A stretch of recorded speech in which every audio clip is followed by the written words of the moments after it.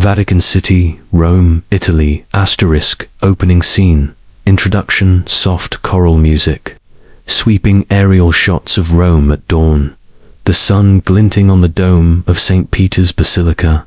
Narrator, hidden within the eternal city of Rome, lies the smallest sovereign nation in the world, yet one of the most powerful in history, a country that spans barely 44 hectares, smaller than many city parks, but whose influence stretches across continents, across centuries, and across the hearts of more than 1 billion faithful around the globe. This is Vatican City, the spiritual heart of Catholicism, the keeper of timeless treasures of art and architecture, a city-state where the sacred and the political, the ancient and the eternal, meet upon one extraordinary stage. Tonight, we journey through its walls, its gardens, its palaces, and its chapels. We uncover the stories of saints and popes, artists and emperors, pilgrims and travelers, all woven into the fabric of this remarkable place. Welcome to the Vatican. Chapter 1. Origins of the Vatican. Ancient Rome, recreation, visuals. The Tiber River, flowing hills of early settlements. Narrator. Long before its basilicas and museums. Long before Michelangelo lifted his brush or Bernini raised his colonnades, Vatican Hill was a quiet slope beyond the bustling city of ancient Rome. This was a place of gardens, cemeteries, and circuses, not yet sacred, not yet revered, but history tells us that here, in the 1st century of our era, something profound occurred. Tradition holds that St. Peter, one of the apostles of Jesus Christ and the first bishop of Rome, was executed during Emperor Nero's brutal persecution of Christians. He was buried on this hill, the very place where, centuries later, the greatest church of Christendom would rise. The tomb of Peter became a place of pilgrimage. In time, humble shrines were built, then larger sanctuaries, until by the 4th century, the first St. Peter's Basilica was constructed under Emperor Constantine. It was here that faith and history intertwined, and the seed of Vatican City was planted. Chapter 2. The Papal States and the Growth of Power. Medieval imagery, illuminated manuscripts, old maps of central Italy showing papal control. Narrator. For centuries, the popes were not only spiritual leaders, but rulers of vast territories. The Papal States, stretching across much of central Italy. From the 8th century onward, the papacy became a force both religious and political, shaping kings and kingdoms, crowning emperors, and influencing the very direction of Europe within their Roman seat. The popes commissioned churches, libraries, and palaces. The Vatican slowly grew into a center not only of faith, but of learning, diplomacy, and power. Yet it was during the Renaissance that the Vatican reached heights unparalleled, transforming into one of the greatest cultural treasures in the world. Chapter 3. The Renaissance and the Rebirth of Rome. Visuals of Renaissance paintings. Michelangelo sculpting, Raphael painting, Bernini directing architecture. Narrator. The 15th and 16th centuries brought the brilliance of the Renaissance into full bloom, and nowhere did it shine brighter than in the Vatican. Popes became patrons of genius. Pope Julius II summoned Michelangelo to paint the ceiling of the Sistine Chapel, a cosmic vision of creation and the destiny of man. Raphael decorated the papal apartments with his legendary frescoes, scenes of philosophy, theology, and classical harmony. Bramante and later Michelangelo shaped the mighty dome of the new St. Peter's Basilica, a symbol that would dominate the skyline of Rome. The Vatican was not only the spiritual capital of Catholicism, it became the artistic capital of the world. Here, faith inspired creativity, and creativity gave form to faith. Chapter 4. St. Peter's Basilica. The heart of the Vatican. Close-ups of the dome. Interior columns. Michelangelo S. Peter. Golden light streaming through windows. Narrator. At the heart of Vatican City rises its most iconic monument, St. Peter's Basilica. It is the largest church in the world, capable of holding over 60,000 people, yet within its vastness lies a profound intimacy. Beneath the high altar, tradition says, rests the tomb of St. Peter himself, the rock upon which the church was built. From its soaring dome, designed by Michelangelo, to the delicate beauty of his Peter, carved when he was just 24 years old, the Basilica is both awe-inspiring and deeply moving. Here, pilgrims gather from across the globe. Here, popes deliver their blessings. And here, art and faith embrace in perfect harmony. Chapter 5. St. Peter's Square. Bernini's masterpiece. Sweeping drone shots of the piazza. Crowds gathering. Obelisk at the center. Narrator. But before one enters the Basilica, one must pass through its grand stage, St. Peter's Square, designed by Gian Lorenzo Bernini in the 17th century. The piazza is embraced by sweeping colonnades of marble columns, for deep, curving like open arms. Bernini himself said they symbolized the church embracing the faithful. At its center stands an ancient Egyptian obelisk, once brought to Rome by Emperor Caligula. Around it, fountains sparkle in the sunlight. The square can hold more than 300,000 people, and it is here that papal audiences and celebrations fill the air with song, prayer, and unity.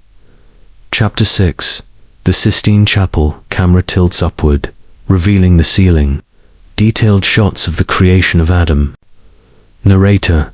Step inside the Sistine Chapel, and time seems to stop.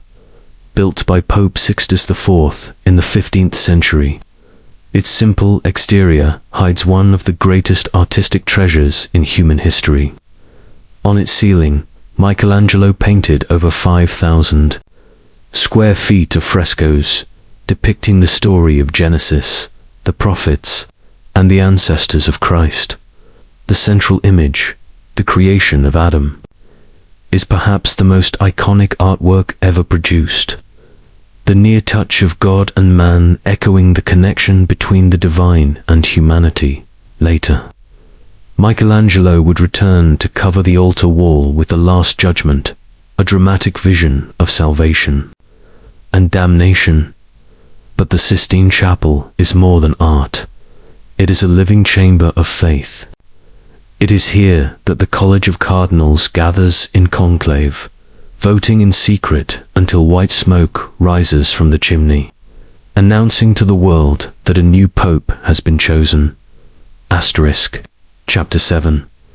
The Vatican Museums. Opening shots of long corridors, filled with sculptures, maps, and tapestries.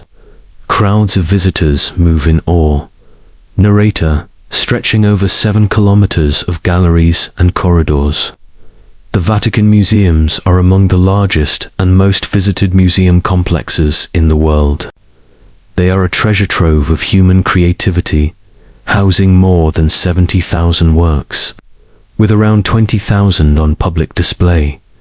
The story of these museums begins in the early 16th century, when Pope Julius II placed a group of classical sculptures in the Belvedere courtyard.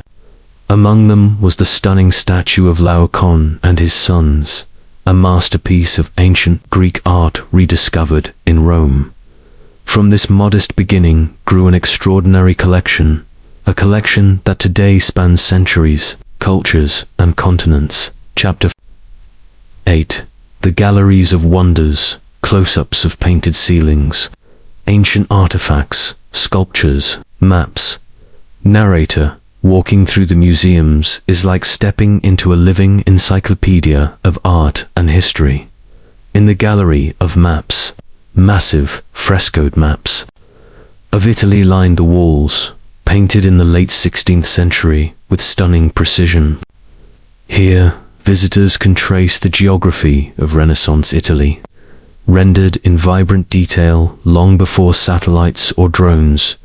In the gallery of tapestries, woven masterpieces tell biblical stories in gold and silk, designed by artists from Raphael's own workshop. And in the Gregorian Egyptian Museum, relics of ancient pharaohs rest beside sarcophagi, mummies, and hieroglyphs, connecting the Vatican not only to Christian history, but to the wider heritage of civilization.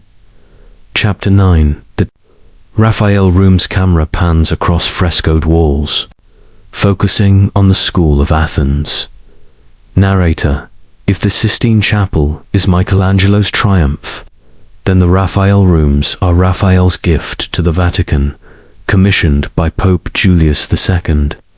These papal apartments were decorated by the young Raphael, and his workshop between 1508 and 1524, perhaps the most celebrated of all, is the School of Athens.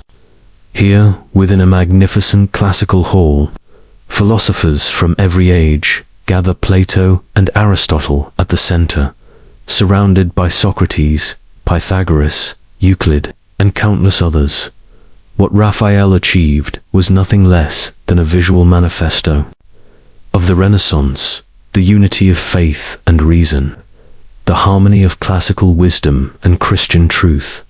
Other frescoes, such as the Disputa and the Parnassus, continue this vision, celebrating theology, poetry, and knowledge.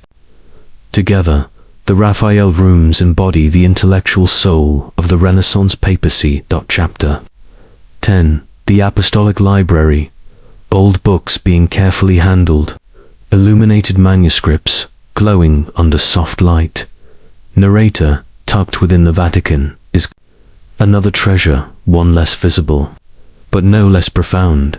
The Vatican Apostolic Library, founded formally in 1475, though its roots go back centuries earlier.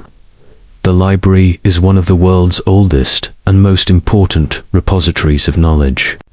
Its shelves hold over 1.1 million printed books, 75,000 manuscripts, and thousands of ancient coins, maps, and drawings. Here lie priceless works. The Codex Vaticanus, one of the earliest complete manuscripts of the Bible, ancient works of Greek and Roman authors preserved through the centuries, illuminated medieval manuscripts, glittering with gold leaf. For scholars, the Apostolic Library is a gateway into the very memory of humanity. For the Vatican, it is a living symbol of the Church's role in preserving culture, history, and learning through ages of turmoil. Chapter 11. The Vatican Gardens, drone footage of lush greenery, fountains, and quiet paths hidden behind the walls. Narrator: beyond the crowded halls of museums and basilicas lies a more secret world. The Vatican Gardens, covering nearly half of Vatican City, these gardens are a hidden sanctuary, accessible to only a few. They are a tapestry of Renaissance design, Baroque fountains, quiet chapels, and winding paths lined with olive and citrus trees, first laid out in the 13th century. The gardens have long been a place of meditation and retreat for popes. Over time, they have been adorned with shrines, grottos, and monuments, blending Italian, French, and English landscaping styles. From their highest points, one can look across the dome of St. Peter's, the palaces of the Vatican, and beyond to the city of Rome. In these quiet spaces, far from the crowds, the Vatican reveals itself not only as a fortress of stone and marble, but as a living garden of reflection and peace. Chapter 12. Hidden treasures and wonders. Close-ups of small chapels, reliquaries, and artifacts often overlooked. Narrator: beyond the great landmarks lie countless hidden treasures. The Niccoline Chapel, adorned with early Renaissance frescoes by Fra Angelico. The Pio Clementino Museum, where ancient statues such as the Apollo Belvedere stand in eternal beauty. The Etruscan Museum, preserving the memory of Italy's earliest civilizations. Each corner of the Vatican holds a fragment of human history, from the first Christians to the grandest Renaissance courts, from ancient empires to modern times, and each piece reminds us that Vatican City is more than a symbol of faith. It is a guardian of culture, a custodian of memory, and a sanctuary of beauty. Asterisk Chapter 13. The papacy as a governing power. Camera pans over Vatican City's walls, zooming in on the Apostolic Palace, St. Peter's Square, and bustling activity. Narrator: at the heart of Vatican City lies not only a sacred space, but also a sovereign state. The Pope, known as the Bishop of Rome and leader of the Catholic Church, is also the head of state of the world's smallest independent nation. For centuries, the Pope held vast temporal power, ruling territories across central Italy known as the Papal States. But by the 19th century, those lands were absorbed into a unified Italy. The question of papal independence remained unresolved until 1929. Chapter 14. The Lateran Treaty and Vatican. Independence black and white footage of Mussolini and Cardinal Gaspari signing documents. Slow zoom on official treaty papers. Narrator: the Lateran Treaty, signed on February 11th, 1929, between the Holy See and the Kingdom of Italy, created what we now call Vatican City State. Under this agreement, the Vatican became a fully sovereign, an independent nation, covering just 44 hectares, about 110 acres. In return, the Pope recognized the legitimacy of the Kingdom of Italy.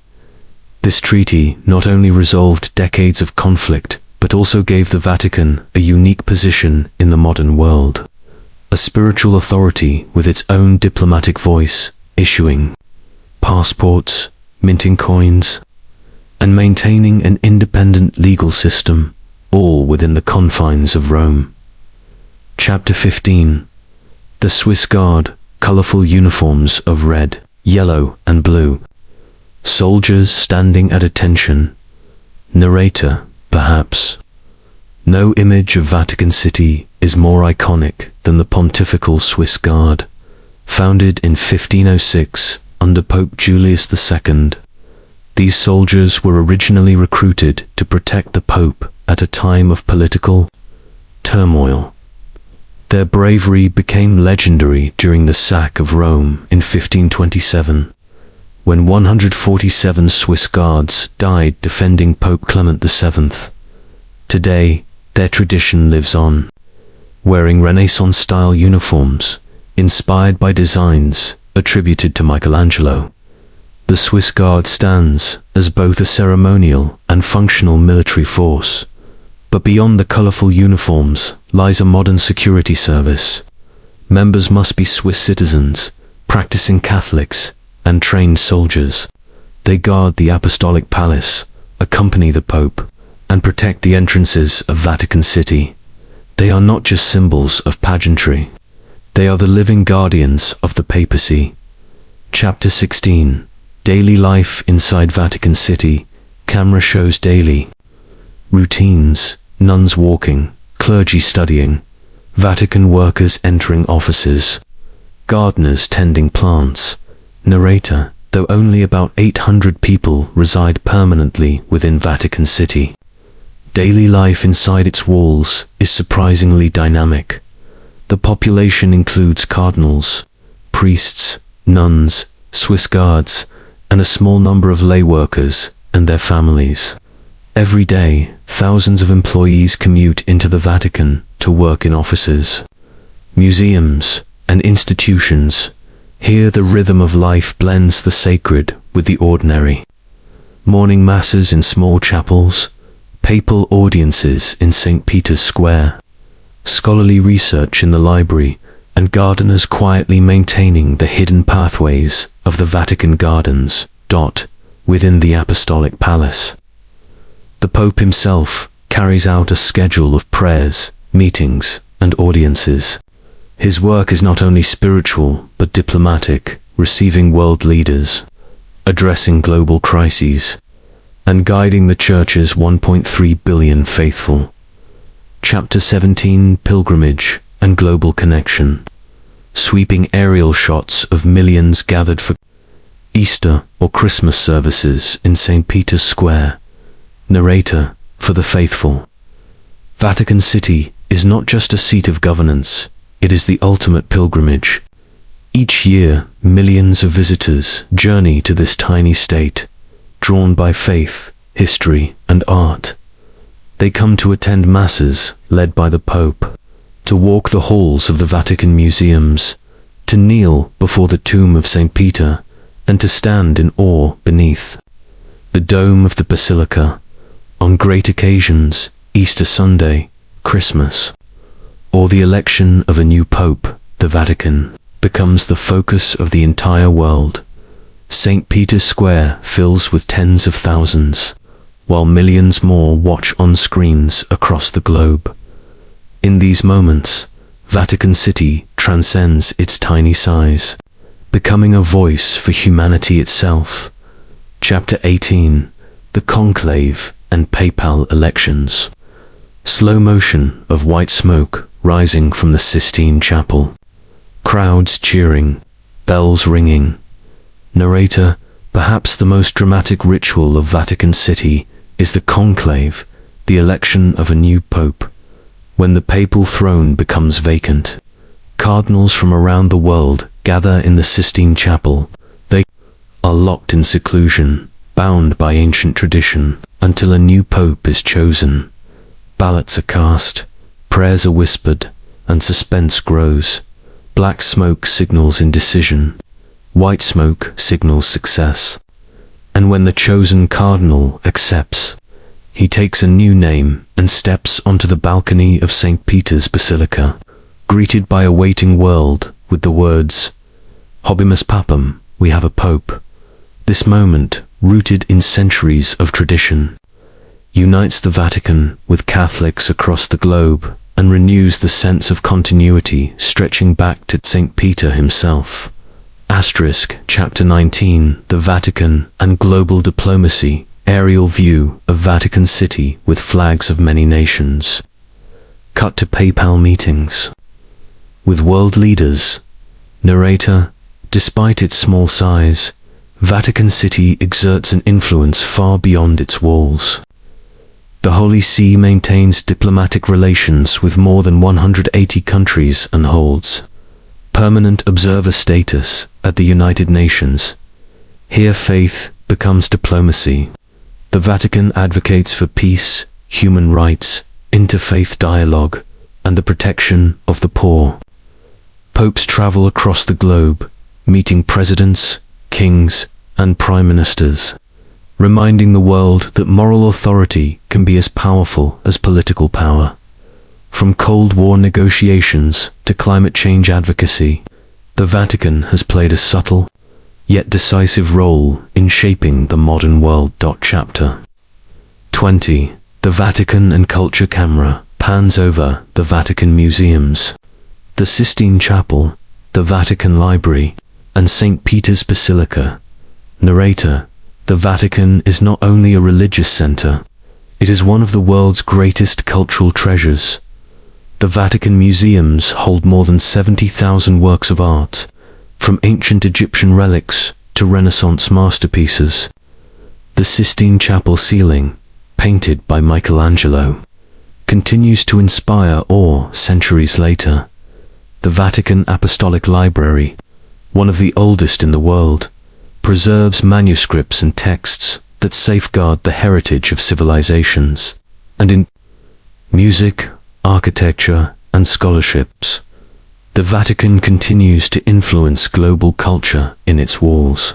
humanity's deepest spiritual longings and highest artistic achievements converge. Chapter 21: Modern Challenges, Clips of Restoration Work. Archival footage of scandals, modern PayPal addresses. Narrator: Yet Vatican City is not without challenges.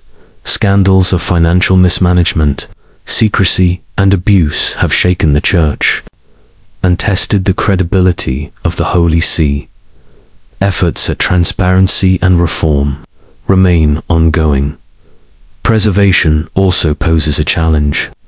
The art and architecture of the Vatican face threats from pollution, humidity, and the sheer weight of millions of visitors.